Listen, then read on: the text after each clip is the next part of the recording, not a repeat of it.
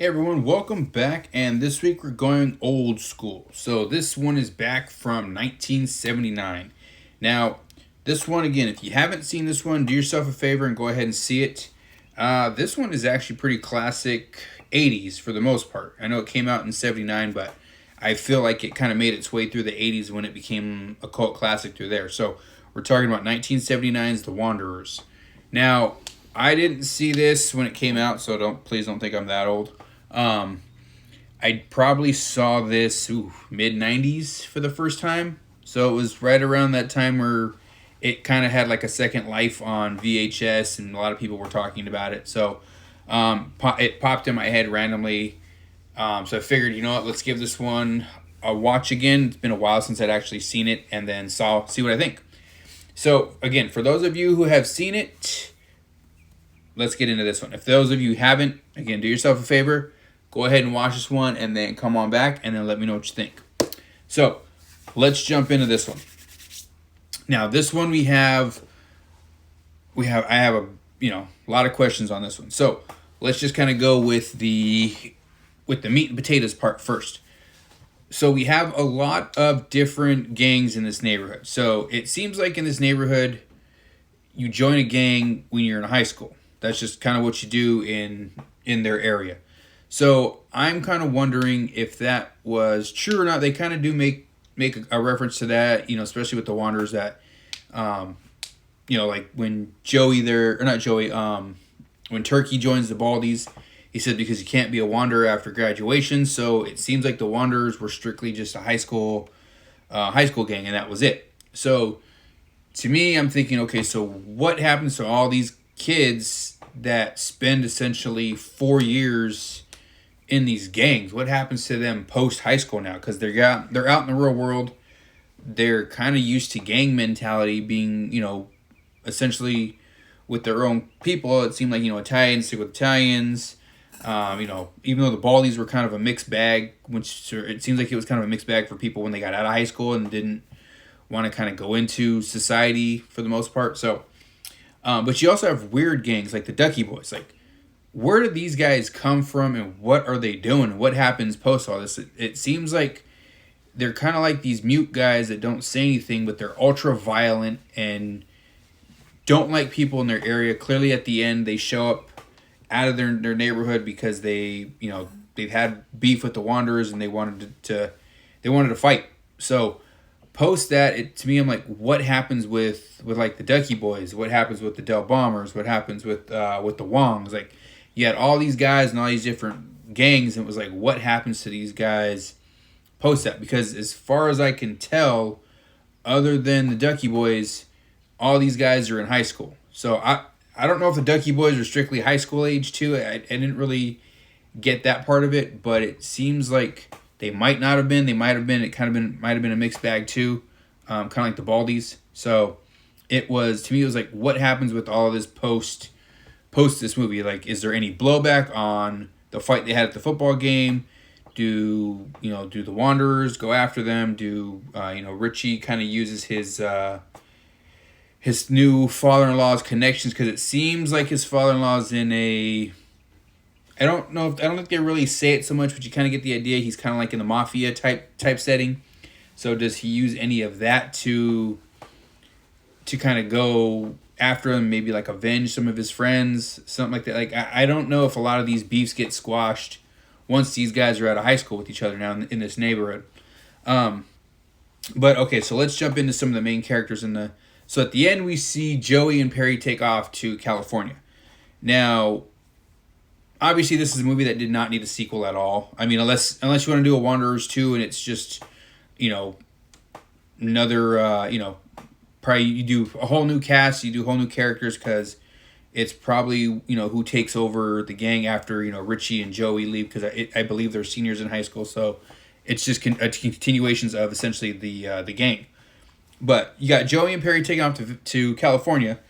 Now, I'm wondering, did they make it? Do they get to California? Do they stop in a different town, different city, different state, and maybe settle in? Do they have any trouble along the way?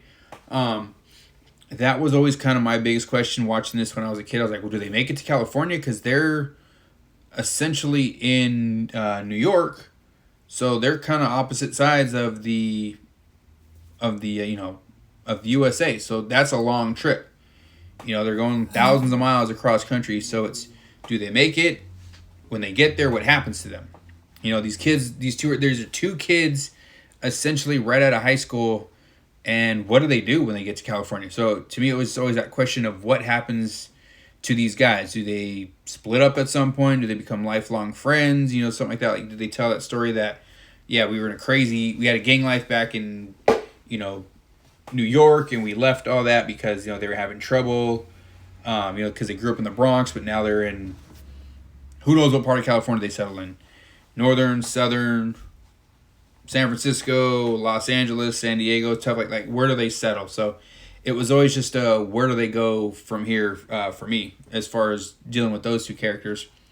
And then you have Richie. Richie was the main character. He was the leader of the Wanderers.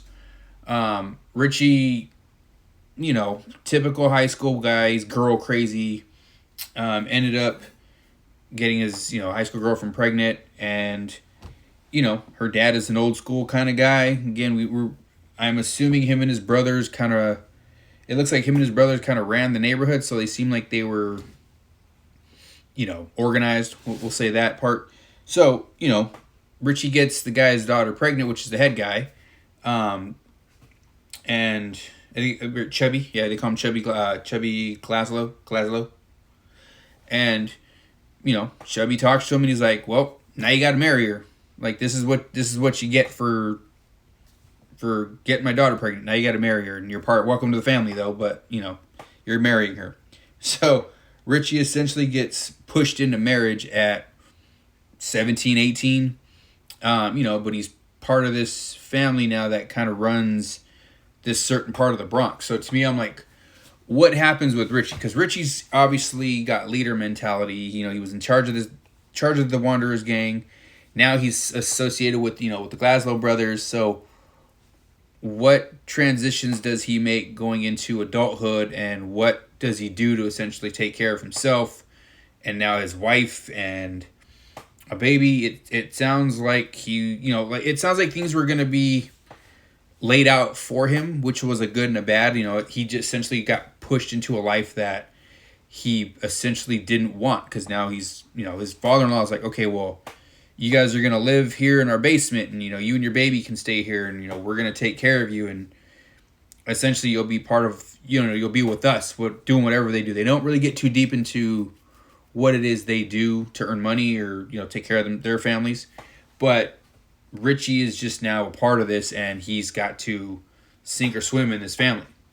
So that part was always interesting to me. It's like, wow, he literally just got his life laid out for him already. So at 17, it's like, this is what you're doing with the rest of your life, and welcome to it. You didn't want this, but this is what you ended up with.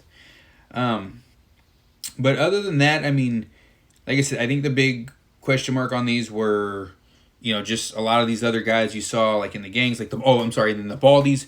The Baldies, they all sign up, they get drunk and sign up to be in the Marines. Do they go? And if they go, like, what does that look like? I felt like that probably could be some sort of, like a military type movie where, you could do a military movie where all these guys just happen to be from the Bronx in this, group called the Baldies. And, I think it was in a time when there was a war going on too. So a lot of them are going to get pushed off into service right away. So it's like, what happens with these Baldies? What happens to the Bronx? Because now they don't have this gang that was in there terrorizing everybody. They're just gone. So I'm just curious what the whole dynamic of the city looks like, and with them, like, what happens to them? Do they even get killed in action? Do they survive? Do they come back years later? See, the neighborhood's completely different. A lot of these guys came back from war a little screwy, unfortunately, because, they see some weird things, and, it messes with your mind. So there's just a lot of questions, especially being older now and looking at these characters to where I'm like, wow, I wonder what would have happened with these characters should we have seen them down the road. But as always, thanks for watching. If you guys have any other questions or things you think, hey, like, I think this might have happened for Joey, Richie, any of the Wanderers, any of the Baldies, any of the Del Bombers, the Wongs, any of them, let me know in comments down below. As always, thanks for watching. I'll see you guys next time.